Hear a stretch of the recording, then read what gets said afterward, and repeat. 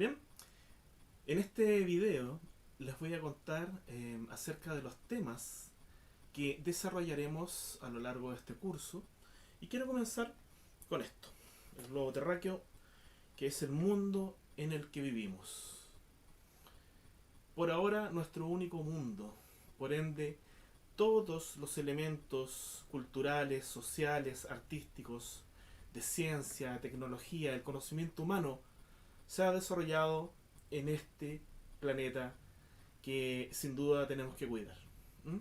Y es por ello que, tal como en todos los cursos que desarrollo, vamos a hacer un paseo en profundidad al respecto de distintos hitos, desde la cultura, desde las artes, al respecto del pensamiento, de la educación, para justamente fortalecer nuestras propias imaginaciones y nuestras propias técnicas creativas.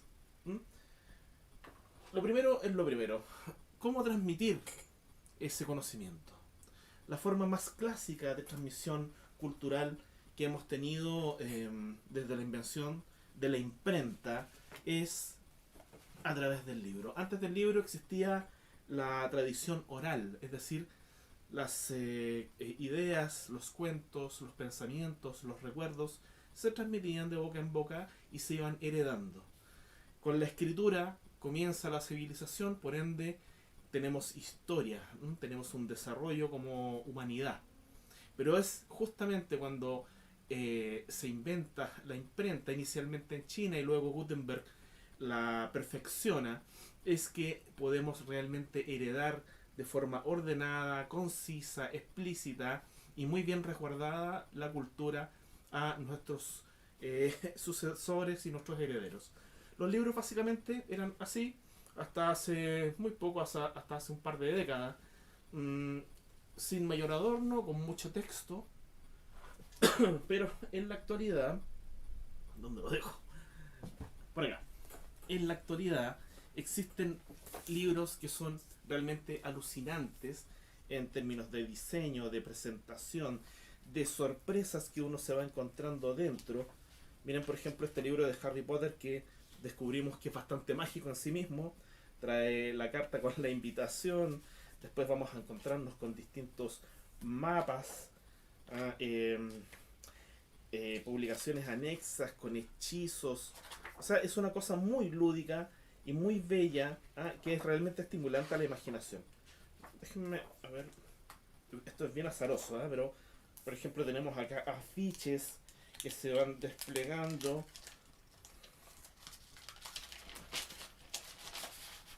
Y uno puede encontrarse con distintos tipos de informaciones. Miren qué cosa más hermosa. ¿Ah? Uno puede jugar, uno puede encontrarse con, en este caso, con la historia mágica presentada de manera muy bella, a través del libro. Por otra parte, vamos, peguémonos un viaje a Japón. En Japón, por ejemplo, donde la narrativa gráfica, o manga, como se le llama, está muy desarrollada, los libros tienen este increíble grueso. Japón es uno de los países con mayores índices de lectura del mundo, así es que no es extraño que esto que parece una guía telefónica, para quien haya conocido ese tipo de plataforma para transmitir información, en este caso de números telefónicos, en este caso son miles y miles y miles de páginas dibujadas, porque además los japoneses leen muy rápido y tienen tiempos de espera, por ejemplo, en los metros o en los trenes, se trasladan mucho de unas ciudades a otras por temas de trabajo y aprovechan para leer. No solo manga, por cierto, también literatura, poesía, etcétera, etcétera. Así que este es un temazo que vamos a ver en profundidad. Por otra parte, y ya que estamos en Japón, existen libros que transmiten la cultura con tremendas y profundas investigaciones. Estos son libros acerca del ukiyo-e, que es una forma muy clásica de pintura en Japón, y es una exhaustiva investigación al respecto del ukiyo-e. Pero también uno puede encontrarse con ese tipo de obras patrimoniales, artísticas japonesas en otros formatos. Por ejemplo, el formato de la carta. Miren qué bella presentación para ir mostrando distintas obras. Pero, claro que sí. Muy bella presentación. O en objetos artesanales. Esta es una artesanía japonesa justamente acerca de ukiyo-e. Se promueve la cultura, se muestra de distintas formas. Como ven, existen muchas formas de transmitir información y les voy a mostrar algunas que son algunas de las más importantes y más clásicas.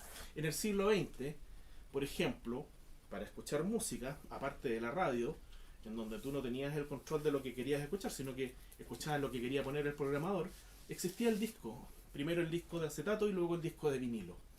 ¿Mm? Esto es muy interesante porque lo tengo muy bien cuidado. Básicamente era un surco, algo así como un hardware, si lo lleváramos al lenguaje contemporáneo, que tiene distintos registros que se reproducen a través de una aguja que va captando los distintos volúmenes. Y esto del disco fue tan exitoso que cuando se empezó a desarrollar la tecnología en profundidad al respecto, por ejemplo, de los nuevos avances tecnológicos, aparece otro tipo de disco.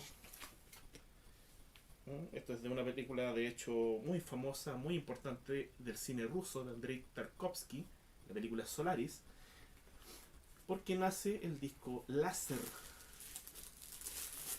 Hay que tener mucho cuidado con manejar este tipo de tecnologías. El disco láser. Esto es muy interesante porque duró muy poco esto del disco láser, porque era carísimo. Entonces no tenía uno tanto dinero como para armarte una colección. Además eran muy delicados, había que tener aparatos especiales para poder reproducirlos, etcétera. Bien, históricamente hablando, existen muchos formatos, pero hay uno en particular que a mí me llama mucho la atención y siempre hablo de este formato, que es el fanzine.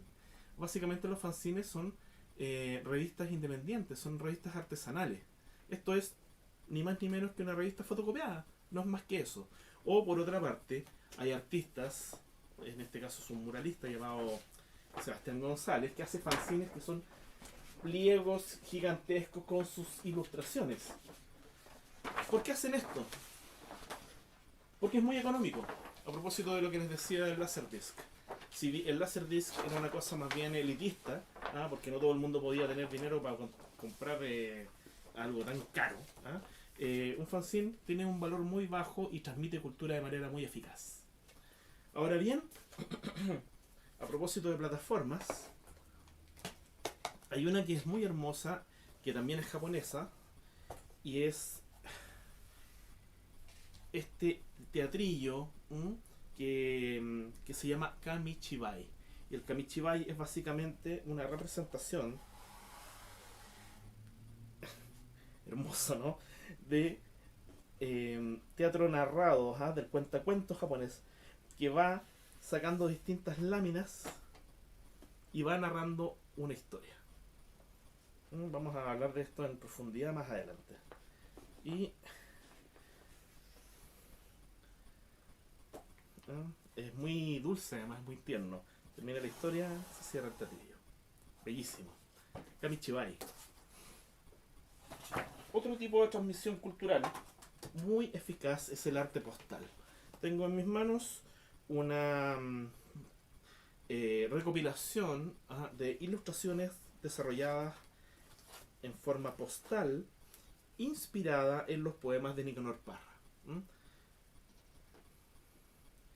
Entonces, de hecho, atrás tiene hasta los lugares donde uno puede mandar dedicatorias o ponerle los sellos postales. A esto Nicanor Parra le llamó los artefactos, y que ha inspirado muchísimo a los artistas en el presente.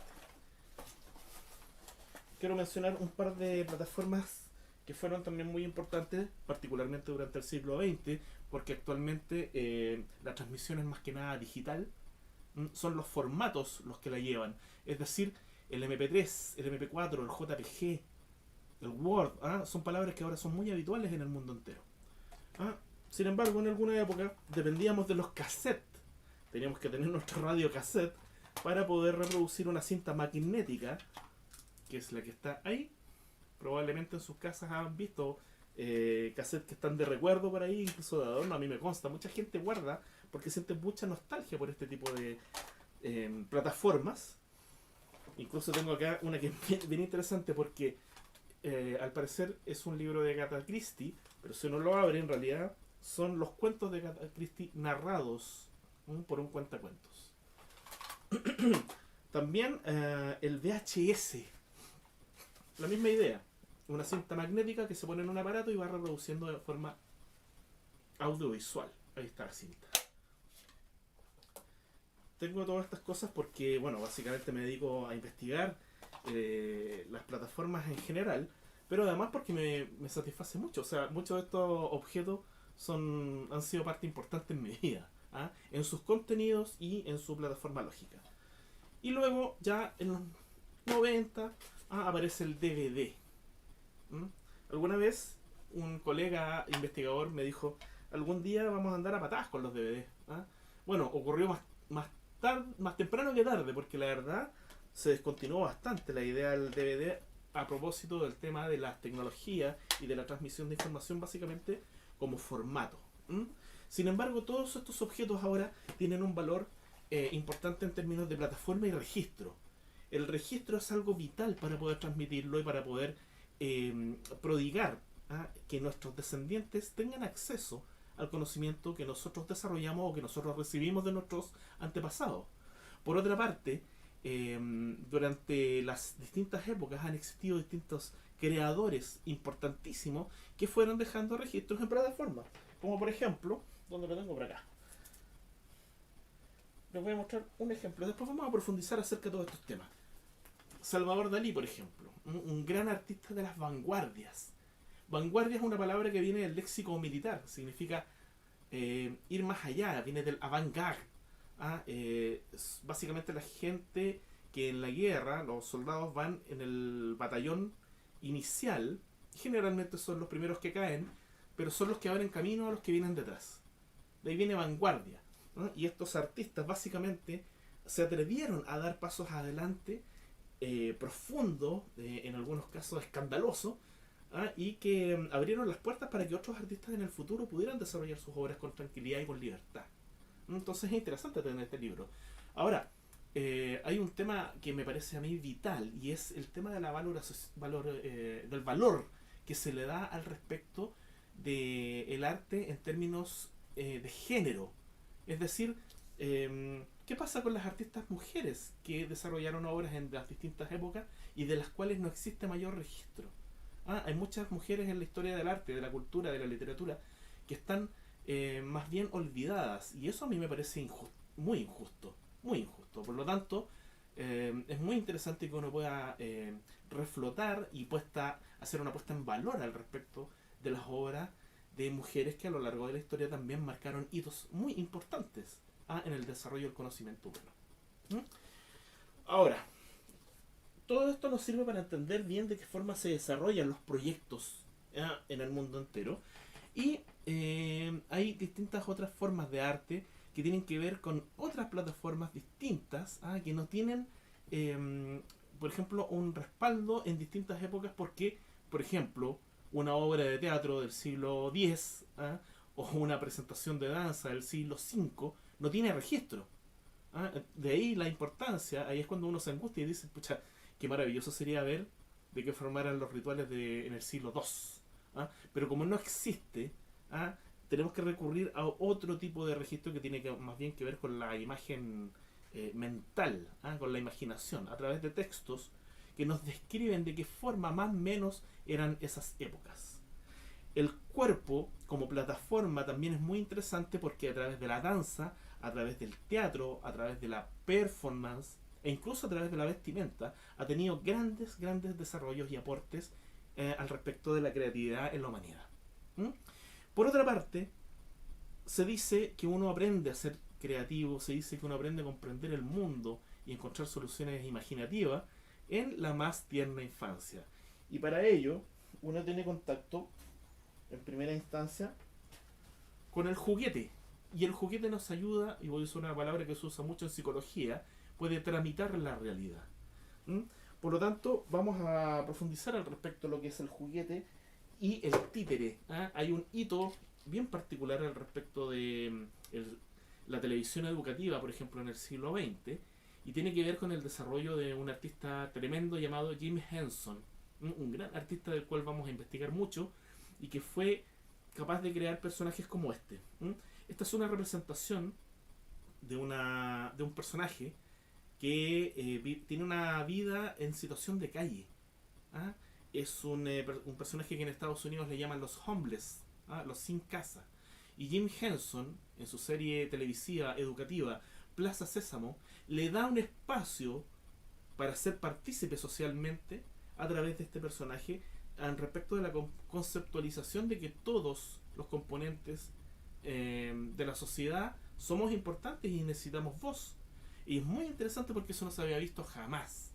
Jim Henson fue muy hábil y muy vanguardista al respecto de la forma como incorpora distintos tipos de personajes que van haciendo una puesta en valor al respecto de las distintas figuras que tienen las personas en sociedad.